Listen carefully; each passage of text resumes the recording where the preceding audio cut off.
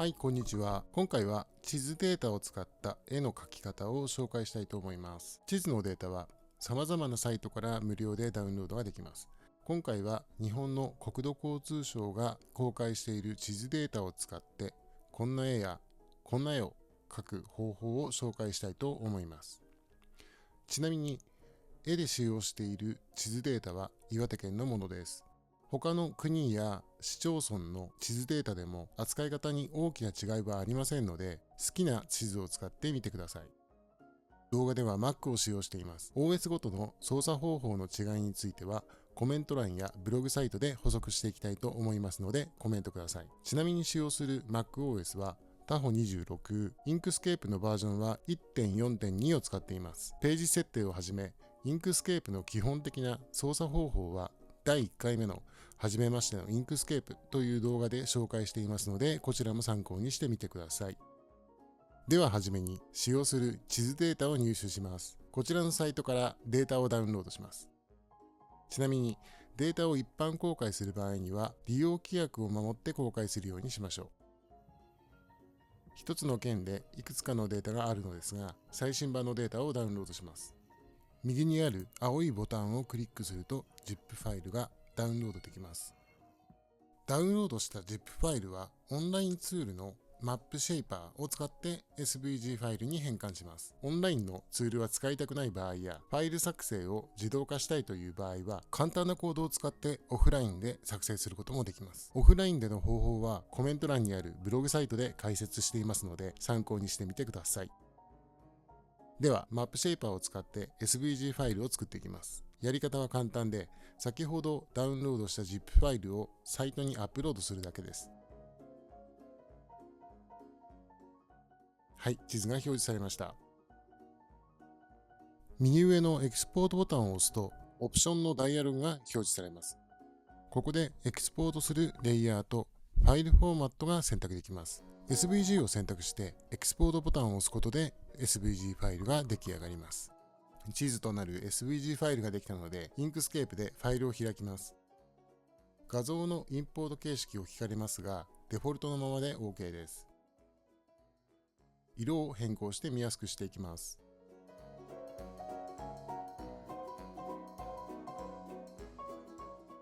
SVG に変換された地図はこんな風に各市町村がパスで一つ一つ書かれています。ここで一つ注意なのですが、ダウンロードしたデータが非常に精度の高いものなので、小さな岩や島のようなものもたくさんパスで書かれています。パスが多いと PC の処理速度が落ちてしまいますので、使用しないパスは削除します。沿岸以外の市町村を大雑把に選択して、沿岸近くの市町村をシフトキーを押しながら選択します。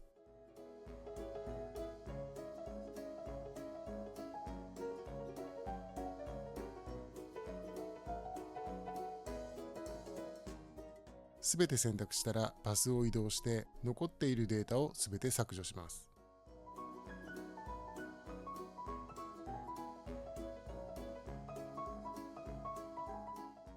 はい、動作もだいぶ軽くなりました。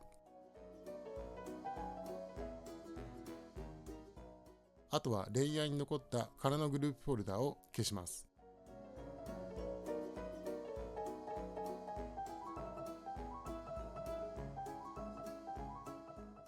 オブジェクトが整理できたので、このレイヤーに名前を付けます。ベースにします。新しいレイヤーも作っておきます。名前をアウトラインにします。地図データをコピーしておきます。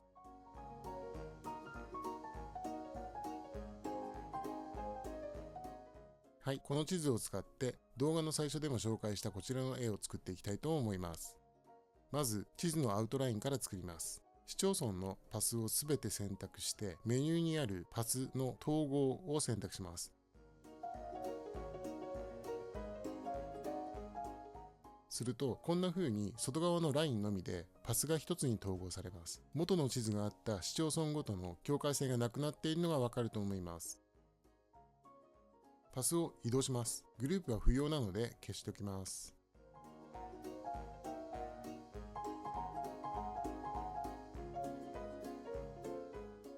はい、次に一回り大きなアウトラインを作ります。こちらは大雑把な形で良いので、ノードの数を減らしたいと思います。メニューのパスにある単純化を選択すると、パスの形も少し単純になりますが、ノードの数を減らすことができます。この単純化は複数回実行できますが、回数に応じて形がどんどん丸みを帯びてきます。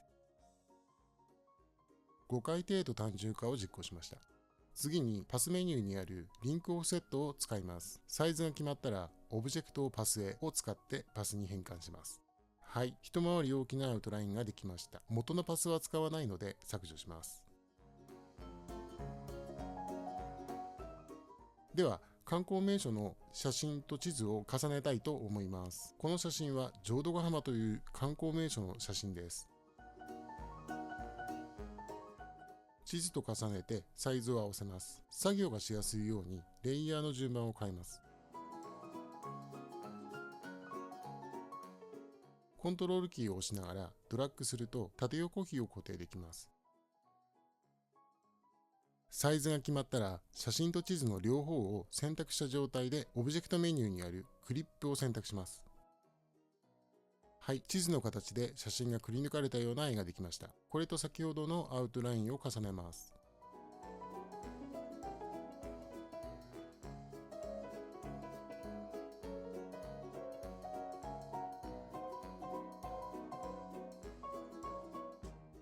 グループ化しておきましょう。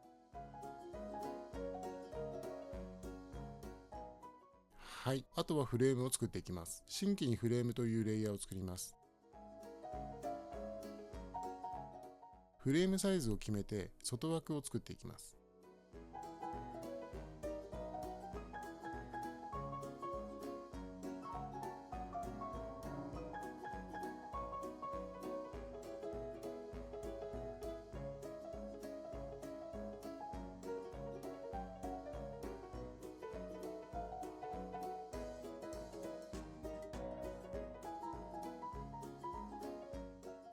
フレームの色はグラデーションを使いたいと思います。中心を明るくして外側に行くにつれて緑色を濃くしてみます。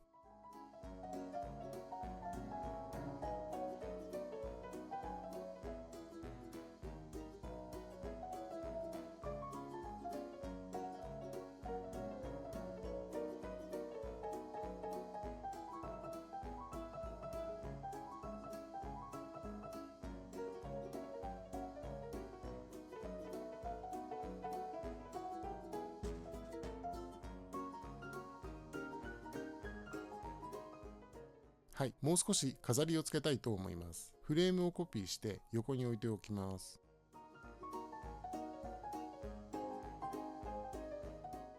今度は先ほどの写真を使って写真をパスに変換します。写真を選択したらパスメニューにあるビットマップのトレースを選択します。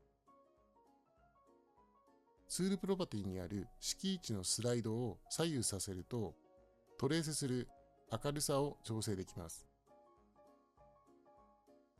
好みの濃さで適用ボタンを押します。すると先ほどの写真の上にパスが作られます。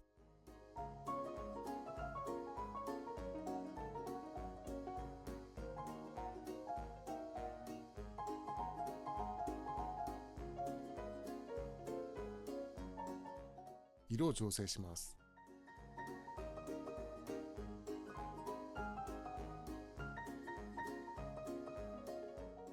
トレースしたパスのサイズを先ほどのフレームサイズと合わせます。縦横サイズが合わないのでクリップツールを使って切り取っていきたいと思います。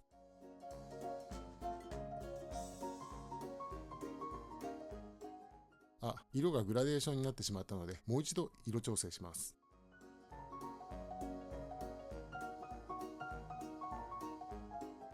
はい、あとはフレームを重ねてグループ化します。これでフレームも完成しました。先ほどの写真の地図と重ねて文字を入れていきます。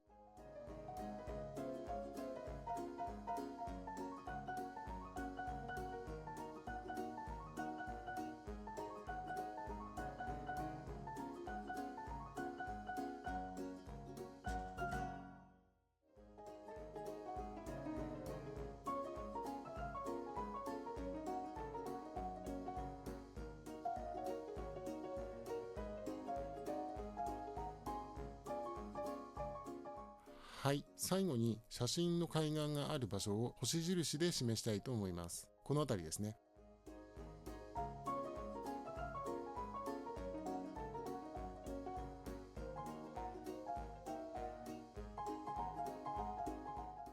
はい、地図データを使った浄土ヶ浜紹介画像の完成です。こんな感じで地図を使った絵が簡単に描けます。操作方法も最初の方の動画で紹介したものがほとんどなので、まだ見てないという方はぜひ前回までの動画も参考にしてみてください。